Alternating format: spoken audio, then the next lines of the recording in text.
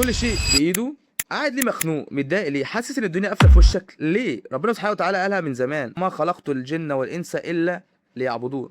ما قالش اجري ورا الدنيا، ما قالش اسرع عشان تعيش، ما قالش اختال غيرك، ما قالش اكسر غيرك عشان توصل، ما قالش بص على نعمه غيرك وتعذب منها. طب انت عايز ايه ومستني ايه وتعبان من ايه؟ قوم صلي مش اكتر.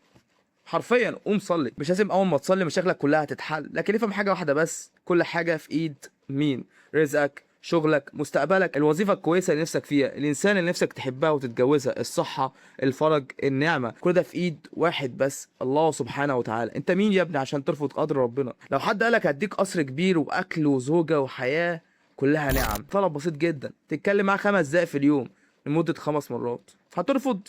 وساعتها تقول هو ليه حياتي بايظه؟ ليه انا مش موفق؟ قوم صلي مش اكتر. ربنا طلب منك فرض واحد لمده 5 مرات في اليوم لمده 5 دقايق، تطلب منه انت عايزه، تقول له يا رب انا عايز كذا، يا رب انا نفسي في كذا، يا رب يا رب يا رب.